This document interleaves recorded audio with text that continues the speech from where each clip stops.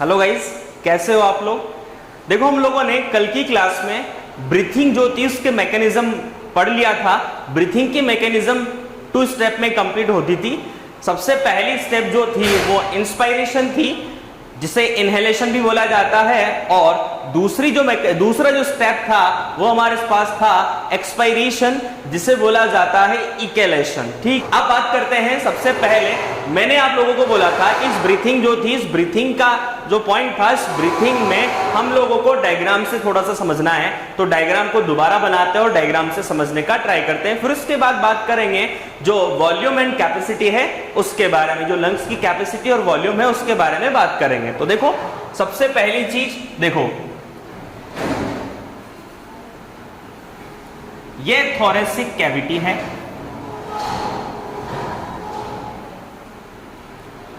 अब thoracic cavity में ये वाला जो पोर्शन है ये रिब्स एंड स्टर्नम का पोर्शन है, यानी स्टर्नम और इससे रिब्स कनेक्टेड होती हैं, और ये कनेक्टेड किससे होती हैं? वर्टिब्रल कॉलम से। ठीक है, ये हमारा डायफ्राम है। तो देखो, हम पढ़ रहे हैं इंस्पायरेशन।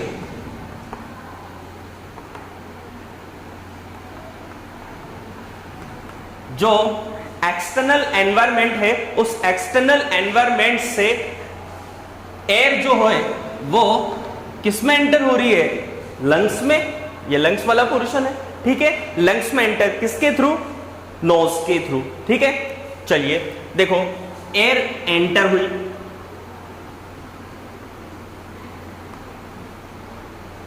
ठीक है। एंटर होने के बाद फिर क्या होगा कि sternum and ribs and sternum ये दोनों मूव करेंगी टू, अब मूव किधर करेंगी? अप एंड आउट, यानी up side and out side क्या करेंगे? ये मूव करेंगी। मूव करने से जो थोरेसिक कैविटी है, उस थोरेसिक कैविटी का वॉल्यूम जो होगा वो इंक्रीज हो जाएगा। इंक्रीज होने की वजह से जो लंग्स जो है, उस लंग्स में जो प्रेशर है वो क्या होने लग जाएगा? डिक्रीज होने लग जाएगा, जिसकी वजह से थोरेसिक कैविटी का वॉल्यूम काफी ज्यादा बढ़ जाएगा। उसके साथ साथ ही जो डायफ्राम है, अब डायफ्राम की जो रेडियल मसल होती है उसमें कॉन्ट्रैक्शन होता है, और कॉन्ट्रैक्शन होने से जो डायफ्राम होता है वो डोम शेप में था पहले, और डोम शेप से किस शेप में आ जाएगा? फ्लैट शेप में। तो डायफ्राम कौन सी शेप में आ गया? फ्लैट शेप में। फ्लैट शेप में आने से ये एयर इसमें एंटर हो गई और ये फोर्स कर रही है, और फोर्स करने से देखो वर्टिब्रल कॉलम की ये जो वर्टिब्रल कॉलम जो होता है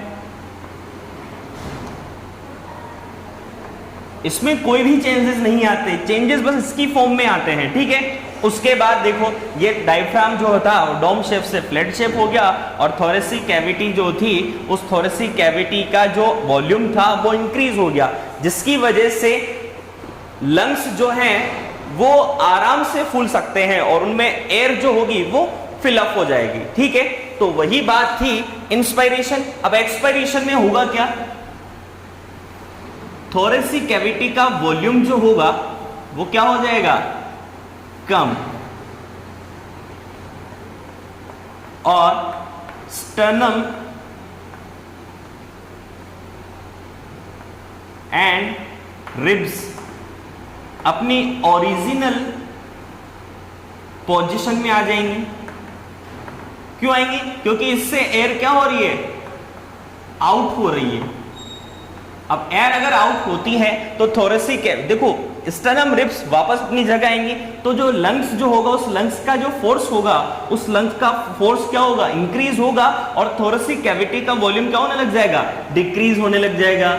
ये क्या है? वर्टिब्रल कॉलम, और ये हमारे पास है डायफ्राम, जो फ्लैट से कौन सी शेप में आ गया? डोम शेप में, और ये इस प्रोसेस को क्या बोलेंगे? एक्सपायरेशन। तो इंस्पायरेशन और एक्सपायरेशन आप लोगों को डायग्रामेटिकली भी समझ में आ चुका होगा। तो ये था मैकेनिज्म ऑफ रेस्पिरेशन, जिसमें ब्रीथिंग जो था उस ब्रीथिंग के बारे में हम लोगों ने बात करी, जो 2 स्टेप में कंप्लीट होता है। चलिए अब स्टार्ट करते हैं volume and capacity of respiration, यानी रेस्पिरेशन जो था उस रेस्पिरेशन की प्रोसेस जो होती है, उस प्रोसेस में जो लंग्स की जो वॉल्यूम जो होता है वो कैसा होता है, उसकी कैपेसिटी कैसे होती है, यानी कितने वॉल्यूम तक एयर को हम लोग फिल कर सकते हैं लंग्स में। तो उन सब के बारे में बात करते हैं। अब बात करते हैं volume and capacity related to respiration. Volume and capacities related to respiration। सबसे पहले बात कर लेते हैं वॉल्यूम। देखो वॉल्यूम में फर्स्ट जो वॉल्यूम हमारे पास आता है वो वॉल्यूम है टाइडल वॉल्यूम, शॉर्ट फॉर्म में टीवी बोलते हैं। देखो टाइडल वॉल्यूम का मतलब क्या होता है? नॉर्मल ह्यूमन बीइंग जो होता है नॉर्मल कंडीशन में, यानी एक हेल्थी जो ह्यूमन होता है वो ब्रीथिंग की जब कंडीशन में होता है, यानी ब्रीथ जब करता है तो ब्रीथ की कंडीशन में वो इंस्पायरेशन एंड एक्सपिरेशन जो होता है, उस इंस्पायरेशन में कितनी एयर अपने लंग्स में फिल करता है और कितनी एयर वापस रिलीज करता है, उसी को बोलते हैं टाइडल वॉल्यूम। यानी नॉर्मली जो ह्यूमन बीइंग होता है वो कितनी एयर लंग्स में फिल करता है और कितनी रिलीज करता है, उसे बोला जाता है टाइडल वॉल्यूम। और इस वॉल्यूम जो है, इस वॉल्यूम का मेजरमेंट जब किया गया तो टाइडल वॉल्यूम का मेजर जो आता है वो हमारे पास आता है 500 ml, जो आपको याद रखना है। उसके बाद देखो नेक्स्ट आता है इंस्पायरेटरी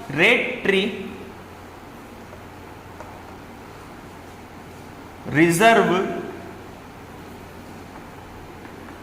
वॉल्यूम, शॉर्ट फॉर्म में IRV। चलिए इसके बारे में बात करते हैं।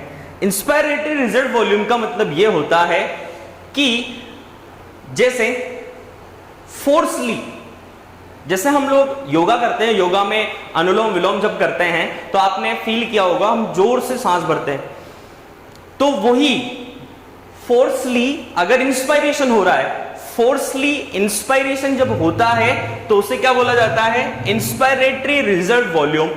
इसका जो मेजरमेंट किया तो इसका मेजरमेंट हमारे पास आता है 2500 to 3000 ml। ये भी आपको याद रखना है। मेनली आपको ये याद रखना है, अगर आप 2500 to 300 याद हो जाए तो ठीक है, वरना आपको ये याद रखना है। उसके बाद एक्सपायरेटरी रिजर्व वॉल्यूम, इसे बोलते हैं ERV शॉर्ट फॉर्म में। अब देखो जैसे ये था इंस्पायरेटरी रिजर्व वॉल्यूम, वैसे ही एक्सपायरेटरी रिजर्व वॉल्यूम, अगर फोर्सली हम एयर को रिलीज करते हैं लंग्स से, यानी लंग्स से एयर को रिलीज करना, यानी फोर्सली इंस्पायरेशन, फोर्सली एक्सपायरेशन, वही क्या होता है हमारे पास?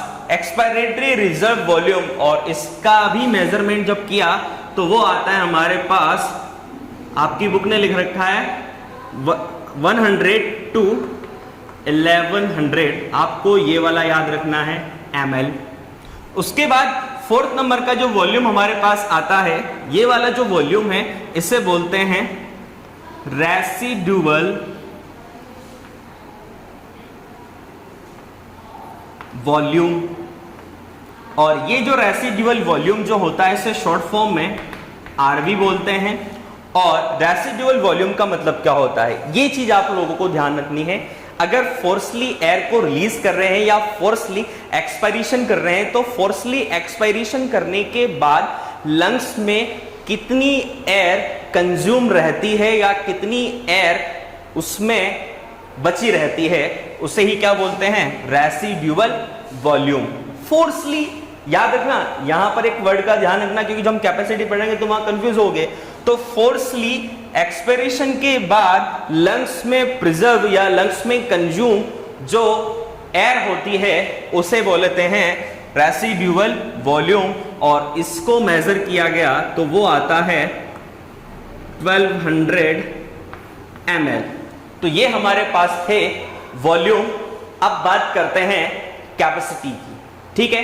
तो कैपेसिटी के बारे में बात करते हैं। देखो कैपेसिटी की अगर हम लोग बात करते हैं तो सबसे पहले हमारे पास आती हैं इंस्पायरेटरी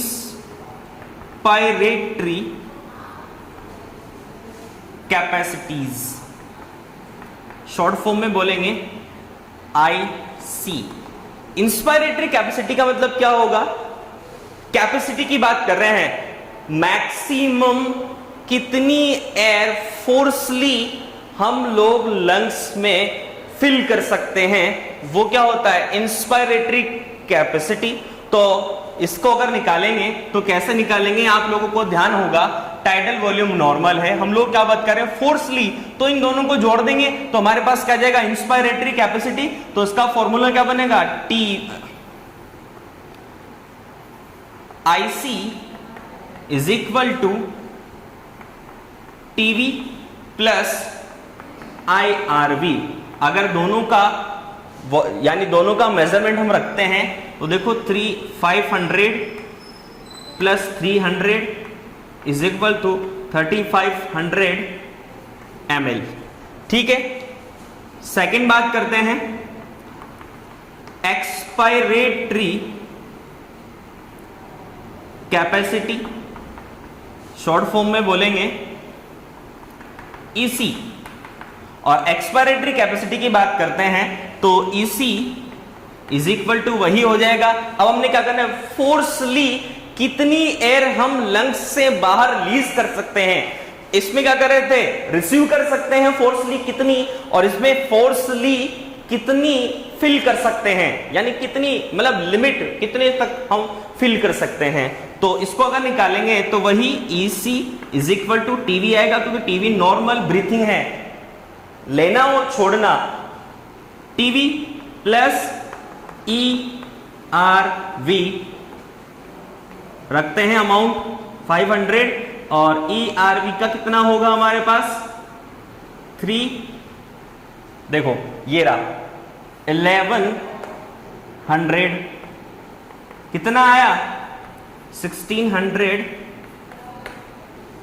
ml। उसके बाद देखो अगली जो आती है हमारे पास वो आती है functional residual capacities, short form में FRC। देखो इसका मतलब क्या होता है कि नॉर्मल एक्सपायरेशन कर दिया, यानी नॉर्मली एक्सपायरेशन, देखो इन दोनों में डिफरेंस है। रेसिडुअल वॉल्यूम में आपने क्या किया था, रेसिडुअल वॉल्यूम के लिए क्या बोला था, मैक्सिमम, यानी इसका मतलब यह है कि अगर फोर्सली एक्सपायरेशन करते हैं, फोर्सली एयर को रिलीज करते हैं, उसके बाद लंग्स में जो एयर बची रहती है वो क्या है, residual volume. Functional residual volume में आप लोगों को क्या बताना है कि नॉर्मल जो एक्सपायरेशन है, उस नॉर्मल एक्सपायरेशन के बाद आपकी लंग्स में कितनी एयर की कैपेसिटी रहती है, तो वो क्या है, फंक्शनल रेसिडुअल कैपेसिटी। तो नॉर्मल एक्सपायरेशन वाली यानी नॉर्मल जो एयर है, उस नॉर्मल एयर को नॉर्मल ब्रीथिंग में कितनी लेते हैं 500 ml, तो उस वाली जो एयर है उसको रिलीज करने के बाद आपकी लंग्स की कितनी कैपेसिटी है कि जो आपने फोर्सली एयर को लिया, और उसके साथ साथ जो रेसिडुअल वॉल्यूम आपके लंग्स में कैपेसिटी के रूप में होता है या कैपेसिटी की फॉर्म में जो होता है वो कितना है। तो देखो फंक्शनल रेसिडुअल कैपेसिटी को निकालेंगे तो कैसे निकालेंगे, पहली चीज तो ये आएगी कि FRC is equal to ERV plus RV। ERV जो है उस ERV, देखो ये रहा ERV, ठीक है, ERV कितना है 1100, RV कितना है 1200 इज इक्वल टू कितना आ गया 2300 ml। अगला हमारे पास आता है कैपेसिटी, वाइटल कैपेसिटी।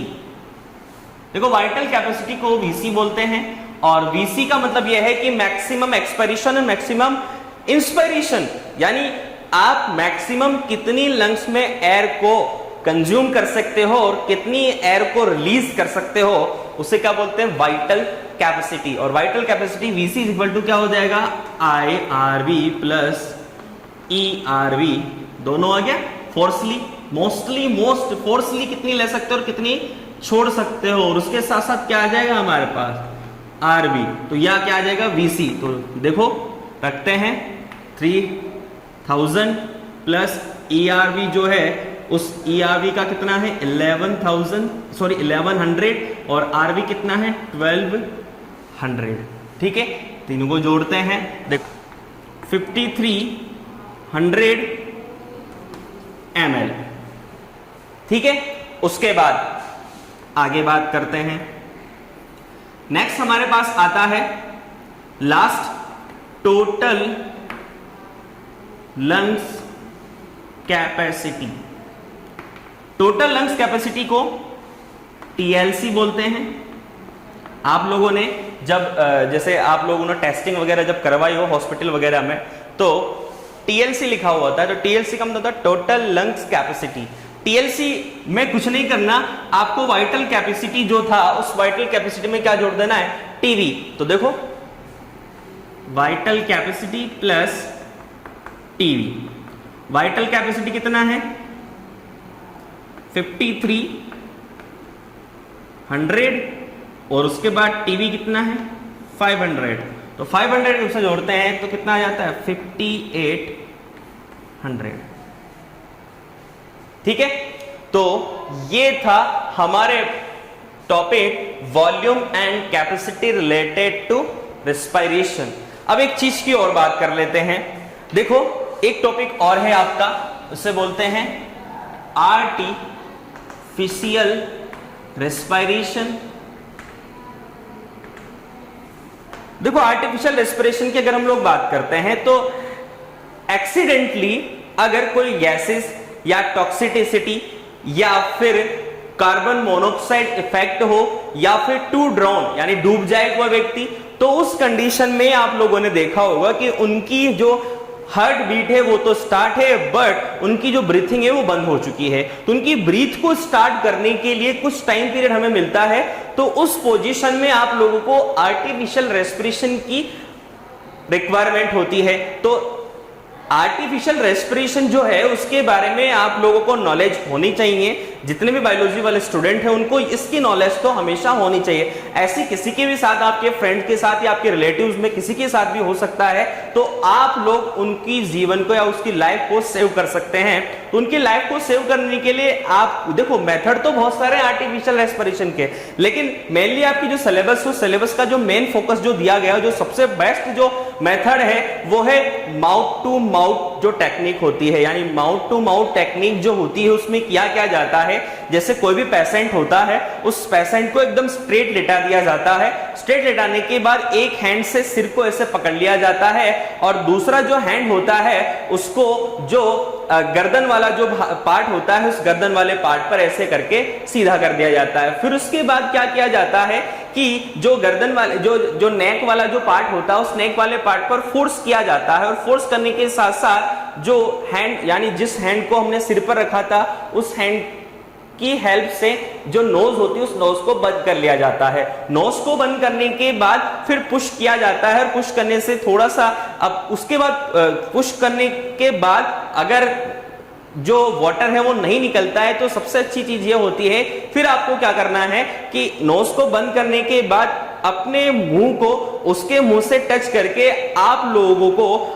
आपको नॉर्मल ब्रीथ से दुगना यानी टाइडल वॉल्यूम जो है 500 ml, इससे दुगनी वॉल्यूम की एयर को आपको लगभग 15 या 40 to 15 टाइम आपको उन पर फिल करना है। तो उनके लंग्स को जैसे आप फिल करोगे पेशेंट के, तो थोड़े टाइम बाद उनकी जो ब्रीथिंग है वो स्टार्ट हो जाएगी। उसकी ब्रीथ को स्टार्ट यानी उसकी ब्रीथ जैसे स्टार्ट होती है उसका मेजर कर लें कि कितनी ब्रीथ कर रहा है, और वो उसकी आपने उसकी लाइफ को सेव कर लिया है। यानी कुल मिला के आपको आर्टिफिशियल रेस्पिरेशन जो है उसके बारे में यही चीज ध्यान रखनी है कि किस तरीके से कैसे किया जाता है, वो सारी बातें हैं। तो ये तो था आर्टिफिशियल रेस्पिरेशन के बारे में। अब कुछ डिजीज है रेस्पिरेशन से रिलेटेड, तो उन डिजीज के बारे में बात कर लेते हैं और आपका चैप्टर ये कंप्लीट होता है। अब बात करते हैं रेस्पिरेटरी डिजीज की।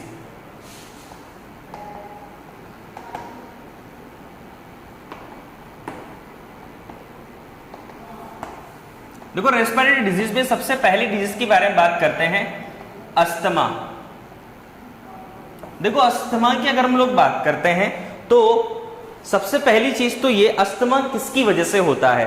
तो देखो ये अस्थमा जो है वो हाइपर सेंसिटिविटी यानी एलर्जी की फॉर्म में होता है, मतलब एलर्जी जैसा होता है। यूजुअली क्या होता है, पॉलन ग्रेन, डस्ट पार्टिकल्स, जो स्मोक होता है वो, और हाइपर कोल्ड जो फॉर्म होती है यानी बहुत ज्यादा ठंडा हम लोग खा रहे हैं, तो उसकी वजह से क्या होता है, अस्थमा हो सकता है। अब एक चीज और है, ये एक तरह से इम्यूनोलॉजिकल इन्फ्लेमेटरी डिजीज है, और इम्यूनोलॉजिकल इन्फ्लेमेटरी डिजीज इस वजह से है क्योंकि इम्यूनिटी को डिक्रीज करती है, और इम्यूनिटी डिक्रीज होने की वजह से बहुत सारे और भी डिजीज इसकी वजह से हो सकते हैं। और चीजें अब देखो इसके अगर सिम्टम्स की बात करते हैं तो मेन सिम्टम जो क्या होता है कि जो ब्रोंकी जो होती है या ट्रीकिया जो होता है, उस ट्रीकिया में कफ जो होता है वो फ्रीज होने लग जाता है। दूसरी चीज ये होता है कि जो ब्रीथ होता है उस ब्रीथ में काफी ज्यादा यानी ब्रीथिंग में बहुत ज्यादा डिफिकल्टी आती है, ब्रीथ करने में डिफिकल्टी आती है। एक चीज और होती है, इस डिजीज की वजह से जो ब्रीथ जो होती है, उस ब्रीथिंग जो होती है उसमें एक साउंड प्रोवाइड होता है जिससे विजलिंग, मतलब एक तरह से विजलिंग जो होती है यानी विसल्स जैसी साउंड प्रोड्यूस होता है, विसल जैसी आवाज सुनाई देती है, तो विसल जैसी आवाज भी आती है। और ये सारी चीजें आप लोगों को अस्थमा से रिलेटेड याद रखनी है। अब इसके देखो ट्रीटमेंट के लिए बात करें तो बहुत सारे एंटीबायोटिक मेडिसिन उसका यूज किया जाता है, और ब्रोंकियोडायलेटर जो होता है उसका यूज किया जाता है। तो ये चीजें आप लोगों को अस्थमा के लिए ध्यान रखनी है। अगला जो डिजीज आती है, अगली डिजीज वो है, नेक्स्ट जो डिजीज है वो है एम्फीसेमा। देखो एम्फीसेमा की अगर हम बात करते हैं तो कंटिन्यू कोई स्मोकिंग करता है या बहुत ज्यादा स्मोकिंग करने वाला जो ह्यूमन बीइंग होता है, तो उसकी जो लंग्स के जो एल्विलीज जो होते हैं वो डिस्ट्रॉय हो जाते हैं, और डिस्ट्रॉय होने की वजह से जो म्यूकोसा वाला जो पोर्शन होता है या जो म्यूकस जो होता है वो फ्रीज होने लग जाता है। साथ ही साथ एक चीज और होती है डिस्ट्रॉय होने की वजह से कि जो एल्विलीज जो होती हैं, एल्विलीज में जो WBC जो होती है वो फिल होने लग जाती हैं, या फिर एक तरह से देखा जाए तो एम्फीसेमा की वजह से लंग्स डिस्ट्रॉय हो जाएंगे, और डिस्ट्रॉय होने की इसको ट्रीटमेंट के लिए अगर हम लोग बात करें तो ट्रीटमेंट इसका क्या होगा, वही चीज ब्रोंकियोडायलेटर होगा और एंटीबायोटिक्स होगा। ठीक है, एक होता है ब्रोंकाइटिस। देखो ब्रोंकाइटिस में भी आप लोगों को ध्यान रखना है। इस ब्रोंकाइटिस में क्या होता है, जो ब्रोंकी जो होती है, इस ब्रोंकी की जो इंटरनल जो वॉल होती है उसमें स्वेलिंग आ जाती है। स्वेलिंग की वजह से वही कफ फ्रीज होने लग जाता है, ब्रीथिंग में डिफिकल्टी आती है, और जो कैपेसिटी जो होती है ह्यूमन की वो थोड़ी सी डिक्रीज हो जाती है। इसके ट्रीटमेंट के लिए भी एंटीबायोटिक और ब्रोंकियोडायलेटर का यूज किया जाता है। ठीक है, इसके बाद आता है हमारे पास न्यूमोनिया। अब न्यूमोनिया जो होता है वो एक बैक्टीरिया से होता है, स्ट्रेप्टोकोकस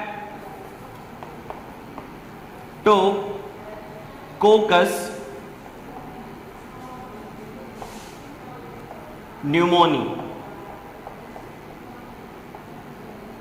ये स्ट्रेप्टोकोकस न्यूमोनी जो बैक्टीरिया जो होता है, इसकी वजह से होता क्या है, जो लंग्स जो होते हैं उस लंग्स में इंफेक्शन हो जाता है, और लंग्स में इंफेक्शन होने की वजह से क्या होता है कि जो डेड जो WBC जो होती हैं और कुछ फ्लूइड जो होता है वो लंग्स में फिल होने लग जाता है, जिसकी वजह से वही ब्रीथिंग में प्रॉब्लम आती है और बहुत ज़्यादा जैसे कफ जो होता है उस कफ की प्रॉब्लम होना स्टार्ट हो जाती है, व्हिपिंग होने लग जाती है।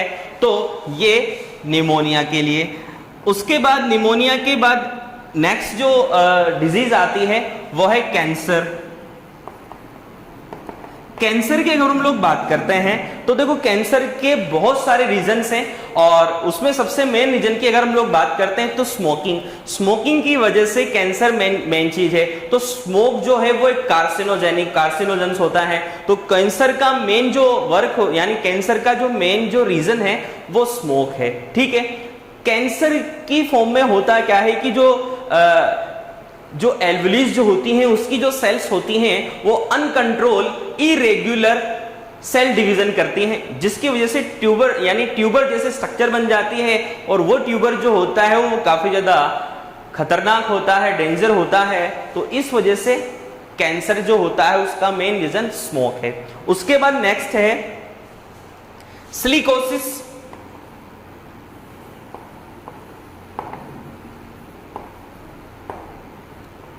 And asbestosis. अब सिलिकोसिस एंड एस्बेस्टोसिस की बात करें तो जो फैक्ट्री में वर्क करते हैं, यानी जो पत्थर वाली, जो सिलिका वाली, जो चट्टानों वाली जो फैक्ट्रीज जो होती हैं, उन फैक्ट्रीज में काम करने वाले जो वर्कर्स होते हैं उनमें होता क्या है कि ये वाली डिजीज प्रेजेंट होती है। ये क्या होता है कि इंस्पायरेशन की वजह से वो जो डस्ट पार्टिकल जो होते हैं वो उनके लंग्स में फ्रीज होने लग जाते हैं, जमने लग जाते हैं, और धीरे धीरे उनकी जो ब्रोंकी जो होती है, उनकी एल्वुलीज जो होती हैं वो धीरे धीरे डिस्ट्रॉय होने लग जाती हैं। तो ये सिलिकोसिस एंड एस्बेस्टोसिस। एक और होता है ब्लैक लंग डिजीज।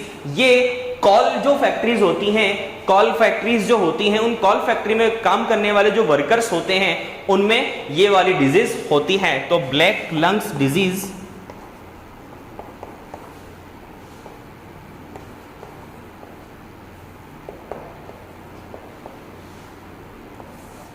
तो हम लोगों ने जो रेस्पिरेटरी जो सिस्टम था उस रेस्पिरेटरी सिस्टम के बारे में बात करी। तो रेस्पिरेटरी सिस्टम के बारे में हम लोगों ने उसकी डेफिनेशन के बारे में बात करी, रिएक्शन के बारे में बात करी, टाइप्स के बारे में बात करी, और सिस्टम की स्ट्रक्चर के बारे में बात करी। उसके बाद हम लोगों ने मैकेनिज्म की बात करी। मैकेनिज्म के बाद जो क्या नाम से वॉल्यूम एंड कैपेसिटी है उसके बारे में बात करी। वॉल्यूम एंड कैपेसिटी जो था उसके बाद हम लोगों ने बात करी आर्टिफिशियल रेस्पिरेशन की, और आर्टिफिशियल रेस्पिरेशन के बाद हम लोगों ने डिजीज की बात करी। तो यहां पर हमारा चैप्टर कंप्लीट होता है। आप लोगों को चैट बॉक्स में जाकर मैं आप लोगों को अनाउंस कर दूंगा कि किस दिन आप लोगों का इस चैप्टर के जो नोट्स हैं वो डल जाएंगे, और जब डल जाएंगे तो मैं अनाउंस करने के बाद अनाउंस पढ़ना, और अनाउंस के अकॉर्डिंग आप लोग अपने चैट बॉक्स में जाकर जो चैप्टर मैंने आप लोगों को पढ़ाया है उससे रिलेटेड जो नोट्स होंगे वो आप लोगों को वहां पर प्रोवाइड हो जाएंगे।